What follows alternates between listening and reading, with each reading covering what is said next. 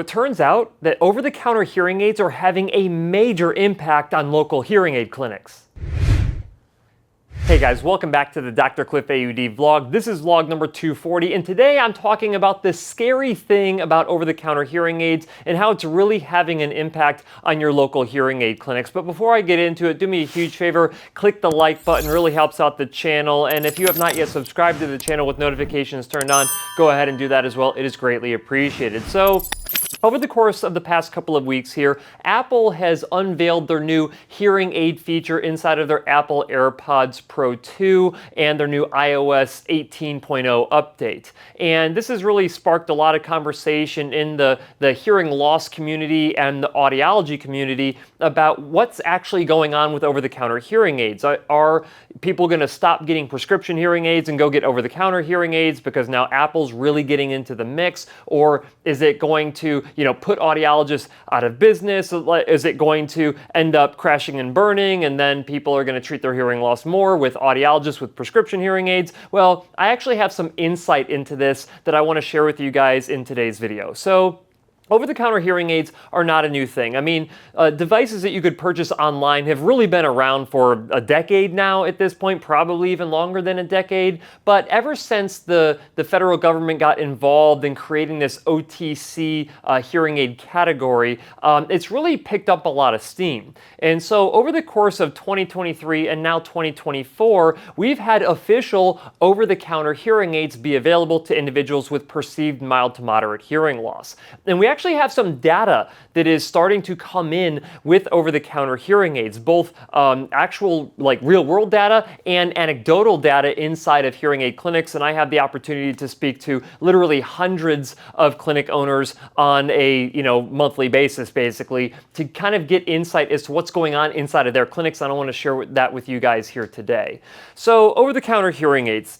Over the course of 2023, over-the-counter hearing aids accounted for 1% of total hearing aid sales. That's when you lump OTC in with prescription. Now, 1% is definitely not nothing, but it isn't earth-shattering. We were expecting to have a substantially bigger splash with over-the-counter hearing aids because we felt that people were literally postponing their hearing aid treatment for several years until these guidelines got finalized. Because remember, they were announced, back in 2017. They didn't get actually approved till the end of 2022. You're talking almost 5 years that some people were waiting because they just felt that over-the-counter is the route that they wanted to go.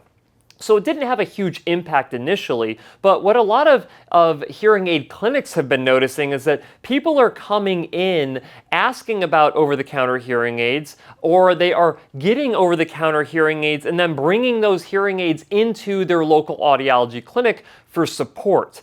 And so it really started, building up steam over the course of 2023 that, we started realizing, yes, over-the-counter hearing aids are starting to take a little bit of market share, but we're actually seeing record sales from individuals who've already purchased over-the-counter hearing aids.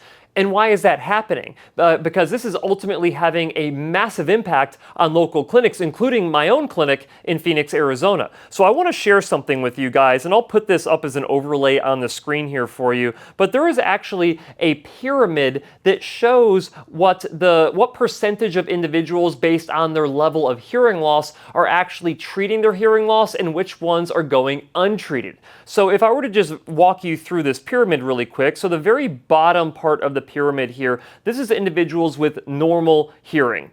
And so these are individuals who wouldn't necessarily be a candidate for an over-the-counter hearing aid or for a prescription hearing aid. Now, I would say that there is probably a small percentage, maybe 1% of individuals who have quote-unquote normal hearing thresholds that have something called hidden hearing loss that can actually get benefit from hearing aids. But for the sake of what I'm talking about here today, we're going to assume that none of these individuals with normal hearing that have no measurable hearing loss, they are not candidates for any type of hearing treatment. But then as you go up the pyramid here, the second largest group that we have are individuals with a mild to moderate level hearing loss. But what you notice about this category is that only 10% of this second largest group of individuals actually does something to treat their hearing loss. And this data was collected before over-the-counter hearing aids were a thing, so that would stand to reason that 10% of individuals with a mild to moderate hearing loss are actually treating their hearing loss with prescription hearing aids. But as you go up into the next rung here is the moderate to severe category. Now, approximately 50% of this third largest group is treating their hearing loss. I mean, once you get to this moderate to severe level of hearing loss, you're really having communication difficulty, and it's very hard to go without treatment. Those are the individuals who you constantly have to repeat what you're saying to them. They're constantly asking, what did you say? Or, huh? They're constantly saying that. When they go to restaurants, they become a wallflower. They don't engage in conversation because any amount of background noise, they basically can't function at all. But 50% of this group is actually treating their hearing loss, which is a fantastic thing. Then when you go up to the profound level of hearing loss, I mean, really, if you're not treating your hearing loss, if you have a profound level of hearing loss, you're pretty much doing sign language, or you're literally writing things down, because it is almost impossible to communicate by being able to hear, because you can't hear because you have a profound level of hearing loss that's untreated. But 70% of the, I think I might have said 90 earlier, but 70% of those individuals actually treat their hearing loss, but it is also the smallest group of individuals across the United States. So let's kind of talk about this a little bit further, because if you have this mild to moderate category and only 10% of those individuals are actually treating their hearing loss, that is a huge percentage of the market that potentially could get benefit from an over-the-counter hearing aid, but their hearing loss is not bad enough for them to really justify going the prescription route, even though you could argue that they would see a lot of benefit with prescription hearing aids. They just don't know what they're missing.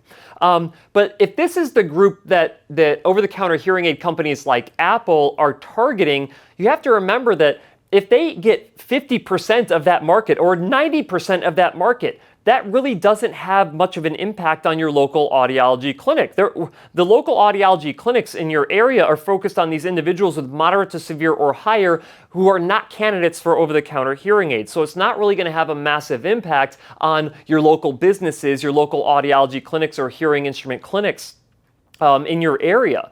On the other hand, if over-the-counter hearing aids can tap into this group and get them to actually purchase devices now, which is the big question mark, because if you think of how big that group is, you think that they would have gotten much bigger or much more than just 1% of the market share, considering that's the biggest part of the market, and they're developing a product specifically for that market. But the problem that we're starting to see with over-the-counter hearing aids is that the return rates are massively high. So when you look at like my audiology clinic, we have a return rate of around 1%, meaning that 1% of patients that we treat elect to actually return their hearing aids for a refund because they didn't perceive enough benefit with them, as opposed to 50% with over-the-counter hearing aids, depending on the company that you ask. Some of them are probably much higher than 50% return rates.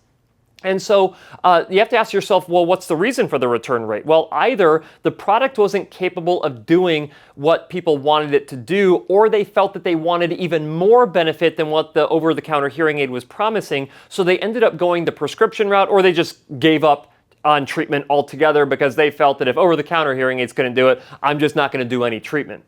But I think this is the reason why we're seeing, or one of the reasons why we're seeing a massive influx of individuals who've tried over-the-counter hearing aids. They didn't work for them, and they know that there's really no other route to go. If over-the-counter hearing aids was the thing that you thought was going to solve your mild to moderate level hearing loss and it doesn't work, then only next option that you have is to go into an actual clinic and to get professional treatment with prescription hearing aids that can knock a mild to moderate hearing loss out of the park every day of the week and twice on Sunday. But here's the other interesting thing. As you go up to this moderate to severe and up even to the profound level of hearing loss, what I also think is going to happen, which is why we're seeing so many over-the-counter patients come into our clinic for prescription hearing aids, is that people with these more severe levels of hearing loss are actually trying over-the-counter hearing aids, and they're not even coming anywhere close to what they need in terms of hearing performance. And so at that point, they're like, okay, well, I waited 5 years for these over-the-counter hearing aids to come out. I thought I had a mild to moderate hearing loss, but it turns out I have a moderately severe to profound level of hearing loss, and over-the-counter hearing aids just aren't going to hack it, and I have to go into a local audiology clinic. And we see this so often. You see people coming in with their AirPods Pro 2. You see people coming in with their Eargos, their Lexi hearing aids, like their formerly Bose hearing aids. And they come into the clinic and they're like, yeah, I spent a couple $1,000s on these over-the-counter devices and they're not working for me. And then lo and behold, we go and test them and we're like, yeah, these aren't even going to come close to your hearing loss prescription because your hearing loss is way beyond what these over-the-counter hearing devices can do. So you have to, basically ask yourself, how is over-the-counter hearing aids, or how are over-the-counter hearing aids going to negatively impact your local hearing aid clinic? Well, the only possible way that over-the-counter hearing aids, and I shouldn't say only because there's two possible ways that over-the-counter hearing aids can have a negative impact on your local audiology clinic that dispenses prescription hearing aids. Number one is that if your local audiology clinic, if a tiny fraction of their patients who is in this mild to moderate category, remember only 10% of this entire group chooses to treat their hearing loss, they potentially could lose patients to over-the-counter devices. And we're talking a small sliver of their patient base. But you also have the aspect of people who have the moderately severe to profound level of hearing loss that they try over-the-counter hearing aids because they think that they have a mild to moderate hearing loss instead of a moderately severe and higher.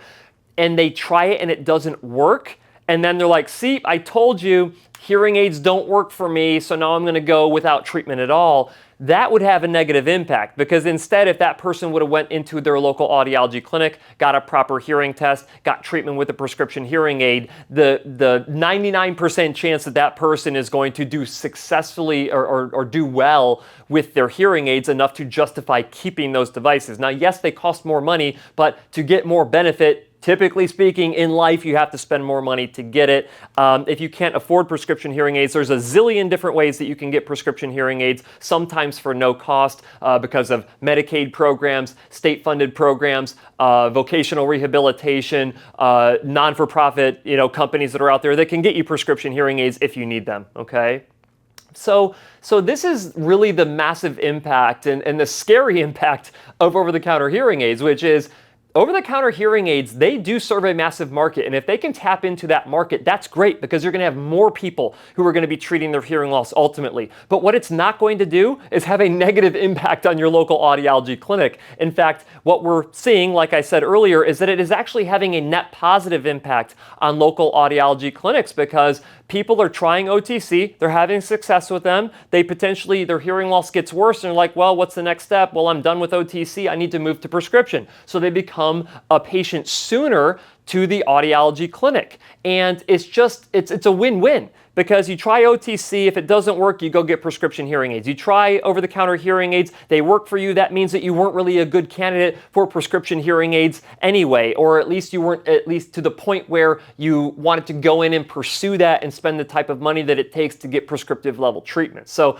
if you ask me, over-the-counter hearing aids is turning into one of the best pieces of marketing for local audiology clinics, and they're not even having to do anything. All of these over-the-counter companies, they're tapping into a market that we've never been able to tap into before, at least not to a significant degree. They're offering them something that is relatively affordable for most people because some OTC devices can get up into the thousands of dollars, okay? But, humor me here. They're tapping into a market that we haven't been able to tap into as audiologists or hearing instrument specialists, and they are actually getting these people on board with treatment sooner, which is ultimately going to mean that they're going to probably treat their hearing loss sooner with prescription devices, which is a very good thing for individuals with hearing loss, for over-the-counter hearing aid companies, and prescription hearing aid companies, as well as your local audiology clinics. So that is all that I had to talk about today. Let me know what you guys think down in the comment section. Do you think that audiologists are scared of over-the-counter hearing aids because they're going to put us out of business? Or do you feel like audiologists are salivating at this idea that we would be getting patients that we wouldn't have normally gotten anyway, and we're actually able to treat and have more of an impact on people's lives, which is truly what we're all in this for. Let me know down in the comment section, and as always, I'll see you next week.